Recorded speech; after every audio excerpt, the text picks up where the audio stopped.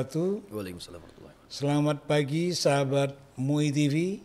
Kita kembali bertemu dalam rubrik Ngopi Pagi, Ngobrol Pagi. Kali ini kami menghadirkan caleg dari Dapil 5 Bekasi Barat, Pondok Gede, nomor urut 8, Rahmat Faisal. Assalamualaikum warahmatullahi wabarakatuh. Waalaikumsalam warahmatullahi Apa wabarakatuh. kabar? Alhamdulillah sehat. Alhamdulillah sehat. Sahabat MUI TV, Pak Rahmat Faisal ini termasuk caleg muda, kelahiran 1994. Artinya Partai Umat bukan hanya untuk kalangan tua, Partai Umat juga untuk kalangan milenial sekarang ini. Baik, kita ngobrol-ngobrol sejenak dengan Pak Rahmat Faisal. Pak Rahmat Faisal enaknya dipanggil yang mana ini? Di Mas aja Mas Faisal. Oh, Mas Faisal ya? Iya.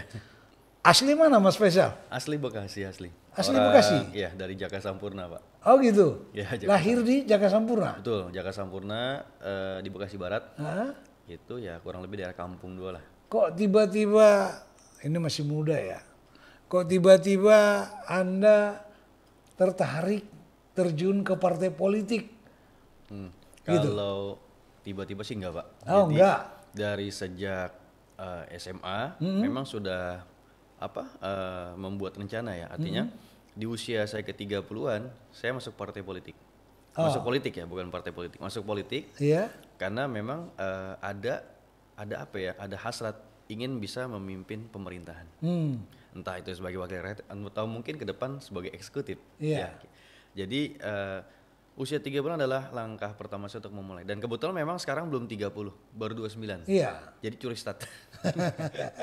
Curi start lebih awal ya Pak ya. Iya. Dan memang perjalanan ini ya kita sangat bersyukur. Kalau kata Pak Dahlan Iskan, mantan Menteri BUMN, Iya. setiap orang tuh punya jatah gagal Pak. Dan habiskanlah masa gagalmu semudah mungkin. Jadi masa saat ini adalah masa saya ditempa belajar. Menghabiskan jatah gagal untuk menuju pemerintahan. Dibilang tadi sejak SMA mulai bergelut ke dunia politik. Betul. Maksudnya ke dunia politik yang mana nih? Artinya sejak SMA sudah punya impian untuk nanti di usia 30-an itu masuk politik.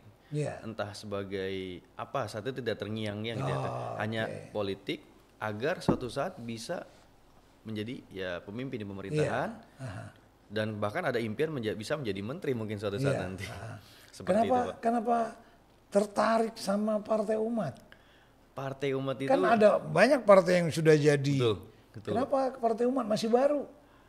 Justru partai baru itu kalau bagi kami itu peluang Pak. Ya, ada peluang yang besar untuk kami khususnya saya yang masih kader muda. Iya. Itu bisa menaiki tangga karir dibandingkan mungkin jika saya masuk partai yang sudah besar, yang sudah ada banyak incumbent, yang sudah banyak figur di sana. Iya. Jadi mungkin peluangnya agak lambat.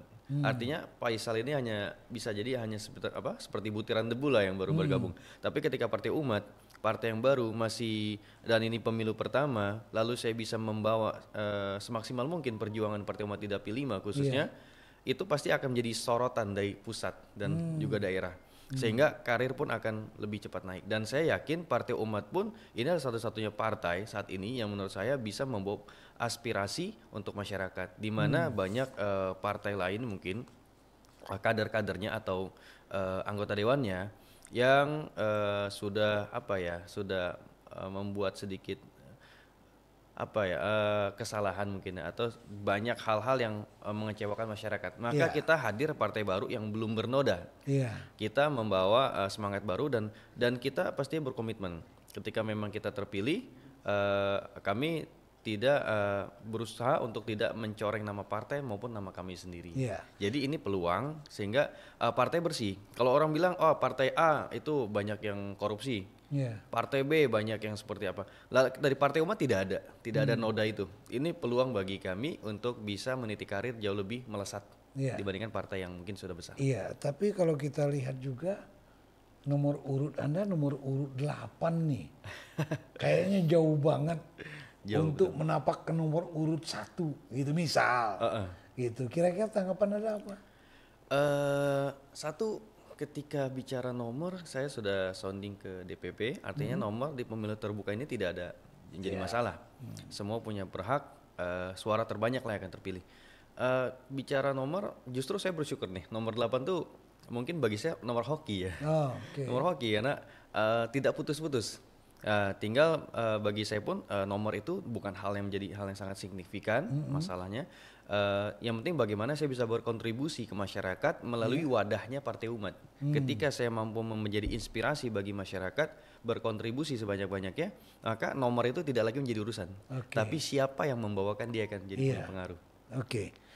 Kemudian apa yang memotivasi Anda menjadi caleg di usia muda ini? Caleg di usia muda, karena usia muda itu usia yang fresh Pak, dimana usia muda itu punya gagasan, dia punya langkah yang lebih panjang, artinya aral rintangannya tidak sebanyak mungkin orang yang sudah semakin berumur, maka gagasan ini akan sangat mubazir jika kita tidak tuangkan kepada wadah yang tepat. Nah, ketika kita masih muda dan kita punya peluang berpolitik, kita bisa membantu orang sebanyak-banyaknya, maka ada kesempatan Pak untuk kita masuk lebih awal. Untuk bahkan kalau dikatakan saya termuda, ada yang jauh lebih muda daripada saya. Kebetulan memang di Partai Umat di Kota Bekasi saya yang termuda kebetulan. Jadi bagi saya ini sebuah challenge, sebuah opportunity untuk saya maju mengembangkan Partai Umat dan bisa berkontribusi untuk masyarakat. Dan sejauh kami melangkah di masyarakat, alhamdulillah justru kami memberikan warna baru, semangat baru, harapan baru untuk masyarakat. Oke, tapi kita lihat katakanlah di legislatif sekarang ini para calon ini lebih banyak bermain singkat. Potong kompas Pak ya? Tidak, main potong kompas. Tidak perlu pasang banner, apa segala macam. Tapi dia optimis jadi. Artinya bermain money politik. Betul. Menurut Anda apa sih peranannya yang model kayak ginian itu? Bagi kami caleg seperti ini adalah caleg yang justru merusak demokrasi. Iya, tapi banyak loh. Banyak. Itulah PR-nya Pak. Ketika saya di luar politik, saya tidak mengerti nih seperti apa itu politik. Tapi ketika saya masuk menyelami lebih dalam tentang politik ini, saya semakin sadar bahwa permasalahan ini sangat kompleks. Artinya memang tidak semudah membalikan telapak tangan untuk kita merubah arah menjadi lebih baik. Banyak pijakan batu kecil-kecil yang menghantam kita ketika kita perjalanan. Nah, saya lihat seperti contohnya tadi Bapak sebutkan, itu banyak yang potong kompas, seakan-akan mereka percaya diri dengan modal yang kuat, mereka mampu bisa menduduki kursi dewan. Bagi kami itu silahkan ke jalan masing-masing. Bagi kami adalah yang penting masyarakat yang menilai, masyarakat melihat kami, masyarakat yang bisa memahami gagasan kami, itu yang biarkan mereka yang memilih. Jika ada caleg lain dari partai lain atau partai kami sendiri mungkin yang melakukan tersebut, berarti dia telah menciderai demokrasi dan dia menghilangkan marwah daripada demokrasi. Artinya ini diharamkan untuk Partai Umat. Sebetulnya sangat diharamkan Pak. Partai Umat sendiri kan dari Pak Amin Rais memang melarang money politik. Sangat keras, tapi memang saya tidak bisa mengatakan ada atau tidaknya, tapi pastinya ketika melihat di praktek di lapangan banyak mungkin dari Partai Umat pun yang melakukan hal sama. Tapi kita tidak ingin menjadi salah satu bagian dari itu. Sahabat MUI TV, Partai Umat melarang, bahkan mengharamkan money politik untuk duduk di legislatif nanti. Sebelum kita lanjut bincang, kita rehat sejenak dengan ngopi. Siap. Mari kita ngopi Pak. Ngopi. Bismillah. Baik, sahabat MUI TV, kita lanjut lagi dengan Mas Faisal. Bagaimana Anda berencana mewakili dan memperjuangkan kepentingan generasi muda di DPRD ketika Anda nanti duduk di dalamnya? Ya, jadi kalau saya untuk mewakili anak muda, pertama adalah bagaimana kita memahami keinginan anak muda tersebut. Iya. Kita paham, zaman sekarang semakin majunya era teknologi. Iya. Anak muda sekarang justru banyak semakin terbawa arus. Ada yang terbawa negatif dan juga banyak yang tidak produktif. Inilah yang mungkin kita berusaha untuk berubah. Anak muda kita rangkul mereka supaya mereka sama-sama produktif. Justru ini sebuah challenge ketika saya bisa menjadi wakil rakyat dan saya bisa menjadi inspirasi untuk mereka. Ini justru akan membuka jalan untuk mereka berlomba-lomba untuk mereka pun produktif dan bisa sama-sama kita membawa perubahan untuk masyarakat. Minimal di lingkungan kita sendiri, di tingkat RT maupun RW. Nah, seperti itu. Dan kita mencoba dengan cara mendekati, kita berdiskusi dengan mereka, apa sih yang sebenarnya mereka butuhkan ketika mereka memandang seorang wakil rakyat. Karena banyak dari persepsi orang, juga khususnya anak muda, ketika melihat caleg itu hanya musim pemilu itu musim apa ya, pesta rakyat lah ya. Dan caleg itu hanya ajang dari yang apa ya, kesenangan masyarakat lah untuk mendapatkan banyak sesuatu dari caleg. Jadi karena banyak caleg yang terdahulu yang hanya tidak memberikan gagasan konkret sehingga mereka tidak percaya kepada caleg. Nah, seperti itu Pak. Jadi ketika kami hadir di pada lingkungan masyarakat, kalau kami bertemu dengan caleg anak-anak muda, kami memberikan solusi bagaimana seperti mereka bisa produktif dan apa yang membuat mereka produktif. Kita membedah apa sih passion mereka, apa sih keinginan mereka. Contoh, bagaimana anak muda ini sekarang kreatif, inovatif di tengah kemajuan zaman.